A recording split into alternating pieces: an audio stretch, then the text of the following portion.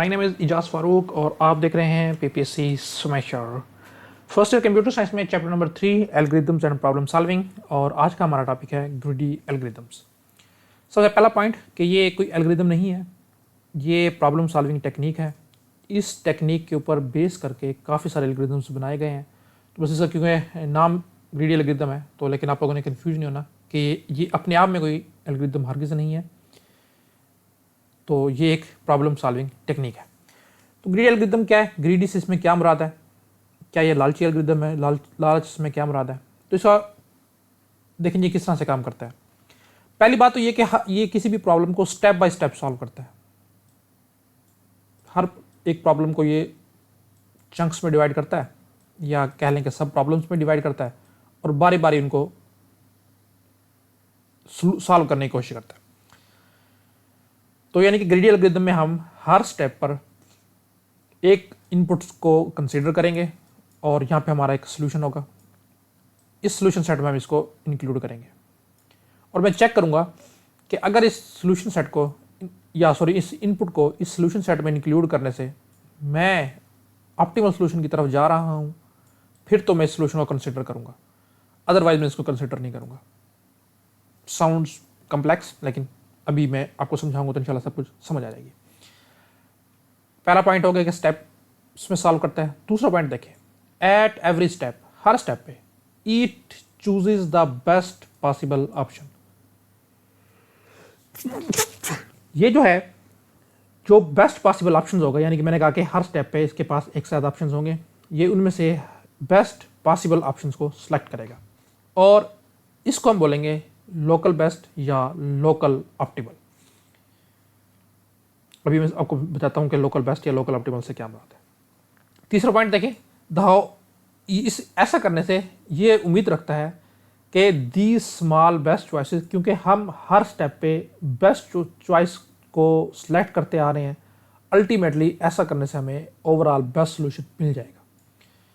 तो ये इसका एक की आइडिया है, यानी कि हर स्टेप पर लोकली बेस्ट को चूज करो और इससे हमें उम्मीद होती है कि एंड में ग्लोबली बेस्ट सोल्यूशन मिल जाएगा। ग्लोबल बेस्ट और लोकल बेस्ट, अब इसमें दो टर्म्स है, इनको मैं आपको समझा देता हूँ। पहले ग्रीडी एल्गोरिथम का मेन आइडिया सुन लें। ग्रीडी एल्गोरिथम प्रॉब्लम को स्टेप बाय स्टेप सॉल्व करेगा। हर एक स्टेप पे इसके पास मल्टीपल ऑप्शन होंगे, उस ऑप्शन में से ये देखेगा कि सबसे बेस्ट कौन सा है और उस बेस्ट को ये चूज़ करेगा। ऐसा करने से ये एल्गोरिथम होप करता है कि क्योंकि मैं हर स्टेप पे बेस्ट ऑप्शंस को चूज़ करता आया हूँ, तो अल्टीमेटली मैं इस प्रॉब्लम का बेस्ट सोल्यूशन जो है वो ढूंढ लूँगा। तो ये है ग्रीडी एल्गोरिथम का एक मेन आइडिया। तो इसमें लोकल ऑप्टिमल और ग्लोबल ऑप्टिमल एक दो लफ्ज़ यूज़ हुए हैं, या लोकल बेस्ट और ग्लोबल बेस्ट, उसको आप समझ लें। लेट्स से आपके सामने ये एक ग्राफ नज़र आ रहा है, आप इसको समझेंगे ये एक माउंटेन का ग्राफ है और लेट्स से आप इस पॉइंट पे खड़े हैं। इस वक्त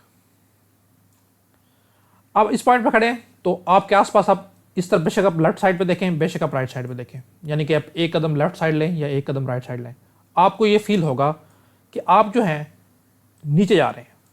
बेशक आप लेफ्ट साइड पे मूव करें, बेशक यहाँ से आप राइट साइड पे मूव करें, अगला कदम आपका जो आपके करंट पोजीशन है उससे नीचे पड़ेगा। तो आपको ये लगेगा कि यार आप जो है ना माउंटेन के क्लिम या टॉप पॉइंट पे खड़े हो। इससे ज़्यादा अगर आपने बेशक आगे मूव किया, बेशक नीचे मूव किया ना, तो आप नीचे जा रहे होगे, यानी कि आप उतराई की तरफ जा रहे होंगे। तो आप ये समझोगे कि मैं इस वक्त जो है ना सबसे बेस्ट या टॉप पोजीशन पे खड़ा हूँ, लेकिन ऐसा है नहीं। वो कैसे देखें, अगर आप यहाँ से नीचे उतर जाते, उतरते उतरते उतरते आगे बढ़ते जाते और एक ऐसा पॉइंट आता, देखें यहाँ पे जाके आप यहाँ तक पहुँच जाते और ये पॉइंट आप देख सकते हैं कि इससे काफ़ी ऊंचा है, लेकिन क्योंकि इस स्टेप पे बेशक आप लेफ्ट मूव कर रहे थे, बेशक राइट मूव कर रहे थे, आपको ये लग रहा था कि आप नीचे जा रहे हैं, तो आपने ये कंसिडर कर लिया कि आप एक टॉप पोजीशन पे हैं और आप यहीं पे खड़े रहे, तो आपने ये चूज़ कर लिया कि मैं ऑप्टिमल हूँ। लेकिन अगर आप यहाँ से नीचे उतर जाते और आगे बढ़ते जाते तो एक पॉइंट आता जब आप इससे भी हाईएस्ट पॉइंट को चूज़ कर लेते। तो क्योंकि आपने ये अपने इन्वायरमेंट के हिसाब से आसपास देख के ये फैसला किया था कि आप टॉप पे हैं, तो बिल्कुल जी आपके गिरदोनवा या आपके इन्वायरमेंट के हिसाब से आप टॉप पे थे। तो ऑप्टिमल सोल्यूशन या लोकल ऑप्टिमल सोल्यूशन हम बोलते हैं कि ये एल्गोरिथम अपने आसपास अपने जो करंट एनवायरनमेंट है उसमें देखेगा और उसमें से बेस्ट चूज करेगा। लेकिन इस बात की गारंटी नहीं है कि इस तरह करने से ये ग्लोबल ऑप्टिमल सोल्यूशन भी अचीव कर लेगा या नहीं। क्या आपके सिलेबस का पार्ट नहीं है फर्स्ट ईयर स्टूडेंट्स? तो ये वैसे आपको समझाने के लिए था ताकि आपको समझ आ जाए। तो देखें जी, ग्रीडी एल्गोरिथम के स्टेप्स हम देख लेते हैं, फिर हम एक आधी इसके एग्जाम्पल करते हैं। तो देखें जी, एग्जाम्पल की तरफ लुक एट द प्रॉब्लम। सबसे पहले आप प्रॉब्लम को देखोगे ग्रीडी एल्गोरिथम में, फिर choose the best choice at this step. जो करंट स्टेप है यानी कि लोकल ऑप्टिमल, उस पर जो सबसे बेस्ट ऑप्शन होगा वो आप चूज करोगे। अभी आपको समझ आ जाएगी ये एग्जाम्पल से। सबट्रैक्ट और रिड्यूस द प्रॉब्लम, और ऐसा करने से प्रॉब्लम को आप आहिस्ता आहिस्ता कम कर रहे हो, उसकी कम्प्लेक्सिटी कम कर रहे हो, सॉल्व कर रहे हो, और यही चीज़ आप रिपीट करते जाओगे अनटिल प्रॉब्लम इज सॉल्व्ड, यहाँ तक कि सारे का सारा प्रॉब्लम सॉल्व हो जाए। जो आपकी बुक में एग्जाम्पल दी है वो पहले मैं वो समझा देता हूँ, फिर मैं अपने एग्जाम्पल समझाता हूँ। उन्होंने कहा जी आपके पास कुछ कोइंस हैं, लेट्स से एक 10 रुपीज़ का कोइन है, एक 5 रुपये का कोइन है और एक 1 रुपये का कोइन है, और आपने इससे बनाने हैं टोटल 27 अमाउंट। कोइन मल्टीपल है आपके पास, 10 के भी काफ़ी सारे हैं, 5 के भी काफ़ी सारे हैं, 1 के भी काफ़ी सारे हैं। तो देखिए क्योंकि आपने 27 बनाना है तो ग्रीडी एल्गोरिथम आप कैसे काम करेगा, वो देखेगा सबसे पहले कि 10 सबसे बड़ा है, इसको आप सेलेक्ट कर लो, तो आप लिख लोगे जी 10 प्लस। फिर वो देखेगा जी सबसे 10 के बाद सबसे बड़ा कौन है, दोबारा 10 है, तो एक और 10 को सिलेक्ट कर लेगा क्योंकि कोई मल्टीपल है, बिल्कुल है जी। उसके बाद वो देखेगा जी 10, 5 और 1 में सबसे बड़ा कौन सा है, वो कहेगा जी 10। लेकिन अब अगर वो 10 को सिलेक्ट करता है तो अमाउंट बन जाएगी टोटल 30, और इसने जो अमाउंट बनानी है वो 27। तो ये इसको कंसिडर नहीं करेगा कि ये मेरे अब सोल्यूशन का पार्ट मजीद नहीं है, तो ये 10 इसको इसने सेलेक्ट नहीं किया। नेक्स्ट वो बेस्ट ऑप्शन देखेगा, जो बेस्ट चॉइस देखेगा वो 5 है। 5 प्लस करने से, क्योंकि अभी 25 बनी अमाउंट और उसने 27 बनानी है, तो वो इसको कंसिडर कर लेगा। उसके बाद नेक्स्ट ऑप्शन वो देखेगा 10 है, ये भी नहीं चूज कर सकता, 5 भी नहीं चूज कर सकता, अब सिर्फ 1 रह गया, तो वो 1 को सिलेक्ट कर लेगा, 1 कोइन को सिलेक्ट कर लेगा। अब टोटल 26 होगी, और इस तरह वो नेक्स्ट 1 को सिलेक्ट करके टोटल अमाउंट जो है वो 27 बना लेगा। यस, उसने 5 स्टेप्स में इन कोइन की मदद से 27 अमाउंट बना ली, और ये इसका ऑप्टिमल सोल्यूशन है, यानी कि बेस्ट सोल्यूशन है। तो ग्रीडी एल्गोरिथम बेस्ट सोल्यूशन दे भी सकता है, नहीं भी दे सकता है। इस एग्जांपल में दे दिया है, तो नेक्स्ट हम देखेंगे जो एग्जांपल उसमें हो सकता है वो ना दे। तो ये आपकी एग्जांपल के हिसाब से। अब एक और एग्जांपल हम देख लेते हैं ताकि उसमें हमें कुछ क्लैरिटी हो जाए। तो देखिए जी, ये एक आपके सामने ग्राफ दिया गया है, इसमें एक स्टार्टिंग पॉइंट है और एक डेस्टिनेशन है। आपने अपनी डेस्टिनेशन तक, गोल ये है कि आपने स्टार्टिंग पॉइंट से डेस्टिनेशन तक शॉर्टेस्ट डिस्टेंस में पहुंचना है। ये जो एजेस पे ये वाली नंबर लिखे हुए हैं ये कॉस्ट है, आप किलोमीटर समझ लो कि स्टार्टिंग पॉइंट से सी तक आने में 1 किलोमीटर लगेगा, स्टार्टिंग पॉइंट से बी में आने में 3 किलोमीटर लगेगा, स्टार्टिंग पॉइंट से ए आने में 20, और ये ए बी सी आप अज्यूम कर सकते हैं कि कोई सिटीज़ है। तो देखिए जब ग्रीडी एल्गोरिथम के काम करने का तरीका देखें, ग्रीडी एल्गोरिथम किस तरह से काम करेगा। वो सबसे पहले यहाँ से स्टार्ट करेगा और यहाँ पे अपनी तमाम की तमाम चॉइसेस को देखेगा। तो इसके पास 3 चॉइसेस हैं। एक है जी 1 किलोमीटर में सी पे जा रहा है, एक है जी 3 किलोमीटर में ये बी पे जा रहा है, और थर्ड चॉइस के पास है कि ये 20 किलोमीटर्स में ए पे जा रहा है। अब क्योंकि इसने शॉर्टेस्ट पाथ ढूंढना है तो ये हर एक पॉइंट पे शॉर्टेस्ट ही सिलेक्ट करेगा, और उम्मीद करेगा क्योंकि मैं हर पॉइंट पे शॉर्टेस्ट सेलेक्ट करता आया हूँ तो अल्टीमेटली मैं शॉर्टेस्ट वे पाथ से ही डेस्टिनेशन तक पहुँचूंगा। तो 1, 3 और 20 में कौन सा जी शॉर्टेस्ट है? यस, 1 शॉर्टेस्ट है, तो वो इस पाथ को लेके सी तक आएगा।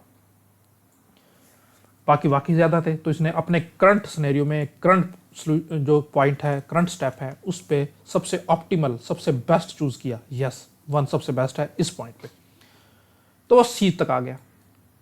अब उसने डेस्टिनेशन तक जाना है, सी से डेस्टिनेशन तक जाने का सिर्फ और सिर्फ एक ही रास्ता है, और वो है 79 किलोमीटर्स तक। तो वो इसको लेके डेस्टिनेशन तक आ जाएगा। तो इसका टोटल डिस्टेंस हुआ स्टार्टिंग पॉइंट से सी तक आने में 1 किलोमीटर, और सी से डेस्टिनेशन में पहुंचने तक 79 किलोमीटर। तो ये टोटल हो गया 80 किलोमीटर्स। तो ये क्या कहेगा जी मैंने प्रॉब्लम को सॉल्व कर दिया और ये बेस्ट सोल्यूशन है, यानी कि ऑप्टिमल सोल्यूशन है। ऑप्टिमल बोलते हैं बेस्ट को। Is that so? हम देख लेते हैं। इसने निकाला जी 80 किलोमीटर, हम यहां लिख लेते हैं। अब देखते हैं अगर वो स्टार्टिंग पॉइंट से ये रास्ता ना लेता और इसके बजाय वो ये रास्ता ले लेता, तो देखो जी कितने में पहुंच जाता वो, 20 और 30। तो ये डेस्टिनेशन तक 50 में पहुंच जाता, और अभी वो कितने में पहुंचा है, 80। तो सोल्यूशन तो उसने दिया है लेकिन बेस्ट नहीं दिया। यस, बिल्कुल ठीक है, इसे काम करने का तरीका है ही ऐसा। बस वो करंट सिनेरियो को देखता है और उस पर बेस्ट को चूज करता है। तो उसने अपने हिसाब से बेस्ट चूज किया था, बिल्कुल किया था। आगे चल के वो बेस्ट रहा ना रहा वो हमें या एल्गोरिदम इसकी फिक्र नहीं करता, वो सिर्फ करंट स्टेप पे देखता है कि मैंने बेस्ट चूज करना है। अच्छा, इसके बजाय अगर वो ये पॉइंट ले लेता 3 वाला, तो बी तक आने में 3 लगता, बी से डेस्टिनेशन आने में 5, तो सिर्फ और सिर्फ 8 किलोमीटर में पहुंच जाता हूँ। लेकिन क्योंकि ये एल्गोरिदम इस तरह से काम नहीं करता, वो सिर्फ देखता है कि बेस्ट, और इस स्टेप पे बेस्ट वाकई यही था, तो उसने वही चूज़ किया और 80 किलोमीटर्स में इसने सोल्यूशन दे दिया।